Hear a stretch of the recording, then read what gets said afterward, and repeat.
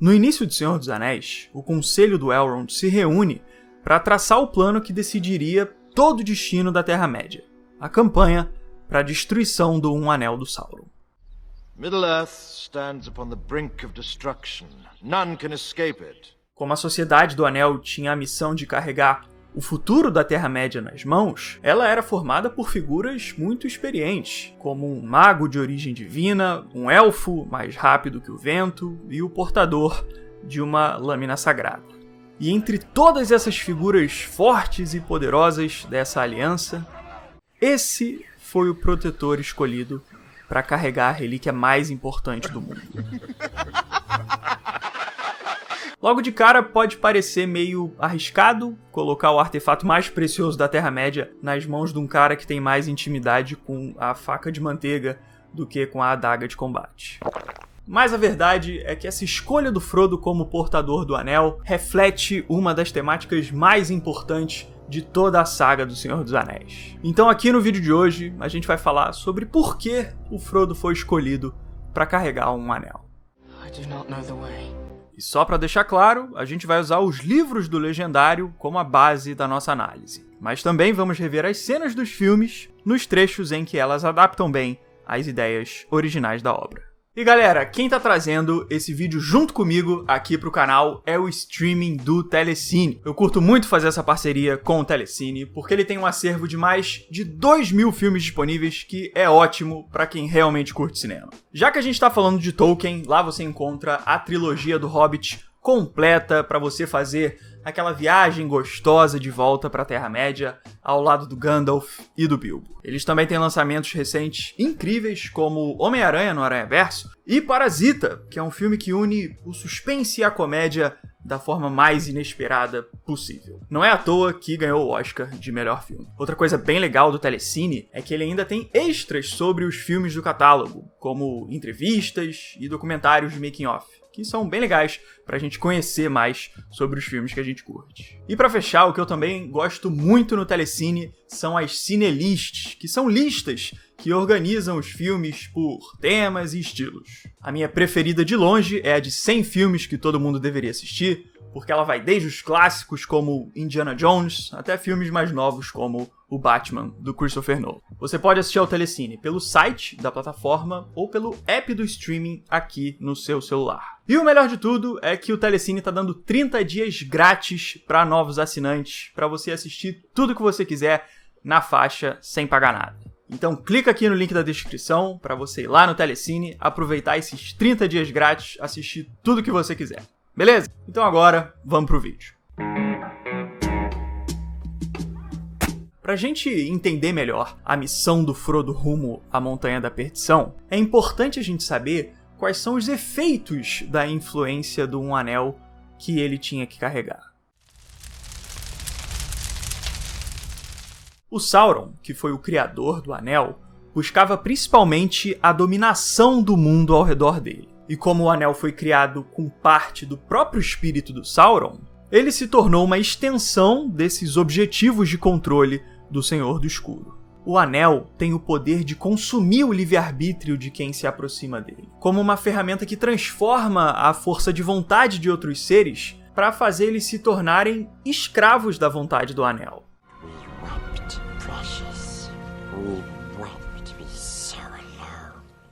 Um trecho do Senhor dos Anéis que explora essa influência do Anel de uma forma muito interessante é aquele do Gandalf em Bolsão, quando ele explica para o Frodo todo o funcionamento das magias do Anel. Quando Frodo descobre que um anel é um artefato muito mais importante do que ele imaginava, ele oferece o anel para o Gandalf, pelo fato dele ser muito mais experiente do que ele e ter poder para proteger a posse do anel.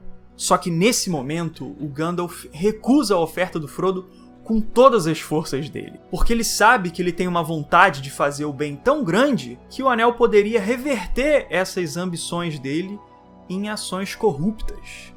Mas o caminho do anel até meu coração é através da piedade.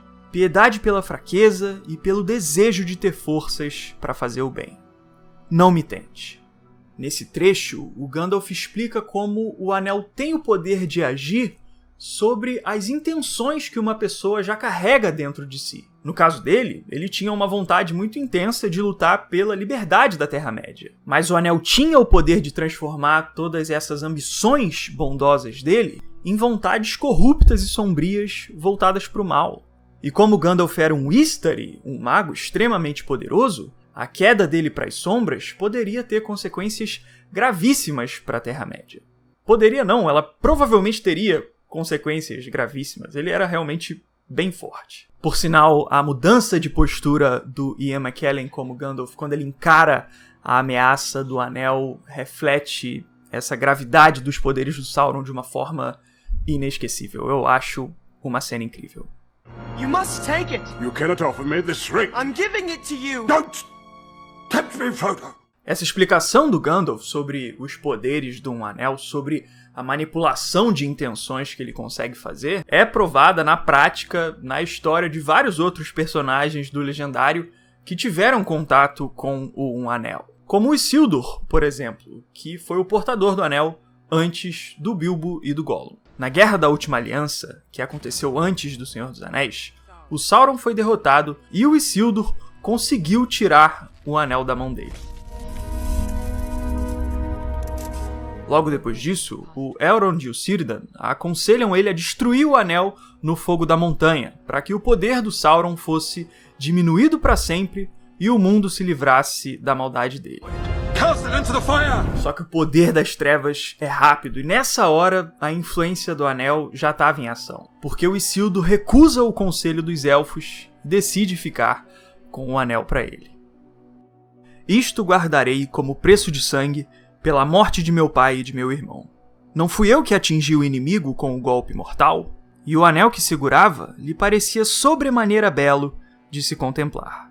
Repara como o trecho diz que no final da batalha o anel já estava parecendo belo para o Isildur, demonstrando como o poder do anel já tinha mudado o ponto de vista do Isildur sobre as ambições que ele tinha. Ele entrou na guerra para enfrentar a ameaça do Sauron, arriscando a própria vida para lutar pela liberdade da Terra-média. Mas quando ele finalmente teve a chance de destruir o anel e acabar com as trevas, ele decidiu ficar com ele, o que abriu espaço para o Sauron conservar o poder das sombras. É esse processo de corrupção do Isildur que a gente vê naquela cena do filme dele na Montanha da Perdição, com ele mudando a expressão dele em relação ao anel. Destroy it! Então, como a gente viu, a brecha pela qual a influência do anel se infiltra no coração das pessoas são as ambições e as vontades que elas têm, sejam elas boas ou ruins. E foi por causa dessa propriedade do anel, dessa relação dele com ambições, que o que acabou decidindo a guerra contra o Sauron não foram grandes exércitos nem espadas lendárias, mas sim o povo mais simples da Terra-média.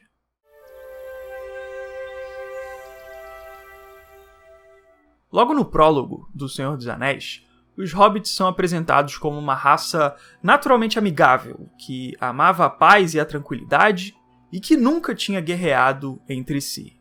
Essa natureza pacífica dos hobbits é muito importante na formação da identidade deles, porque foi graças a ela que eles se desenvolveram sem grandes ambições sobre poder, conquistas gananciosas ou fortunas. O Tolkien sinaliza essa simplicidade deles de um jeito bem sutil aqui no prólogo do Senhor dos Anéis. Olha só. Hobbits não conseguem entender ou gostar de máquinas mais complicadas que um fole de forja, um moinho de água ou um tear manual, embora sejam habilidosos com ferramentas. Ou seja, eles tinham a capacidade de manipular muito bem as ferramentas tecnológicas que eles tinham à disposição deles. Mas mesmo com essas habilidades, os hobbits se afastavam dos avanços da tecnologia e do uso de novas máquinas. E essa resistência à tecnologia deles é muito expressiva, porque várias vezes o Tolkien usa máquinas como um símbolo de uma busca gananciosa por poder.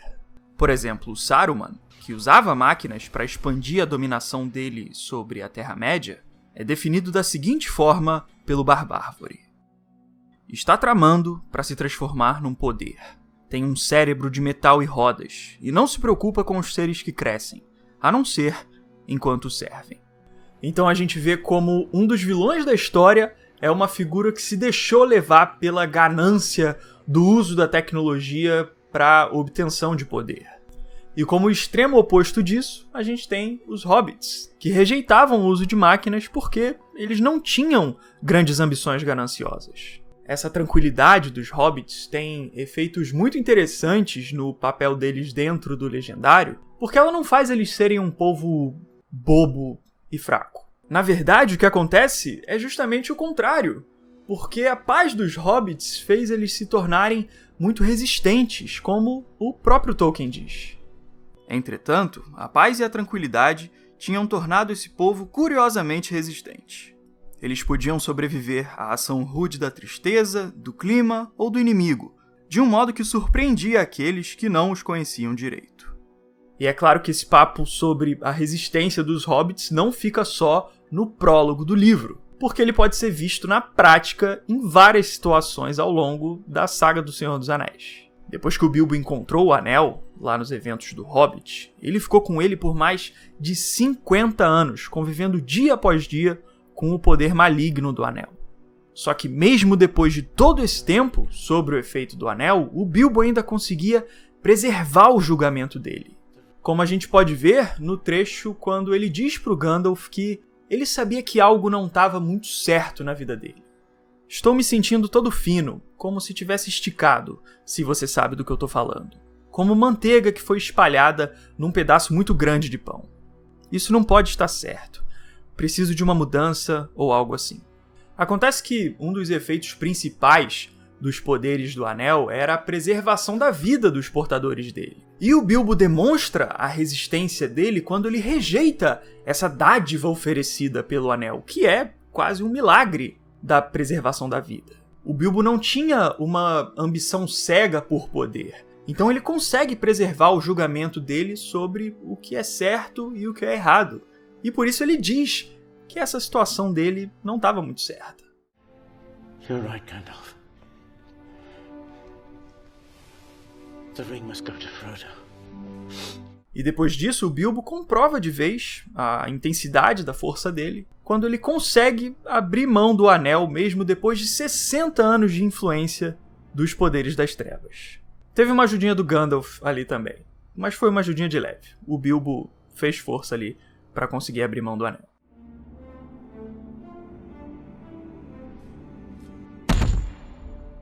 O Gandalf acompanhou de perto a luta do Bilbo contra o Anel e percebeu como os hobbits eram bem mais fortes do que muita gente imaginava, como ele mesmo diz pro Frodo. Acho provável que alguns hobbits possam resistir aos anéis por muito mais tempo do que os sábios imaginam. E esse legado da resistência dos hobbits passou adiante do Bilbo pro Frodo, junto com a posse do Anel.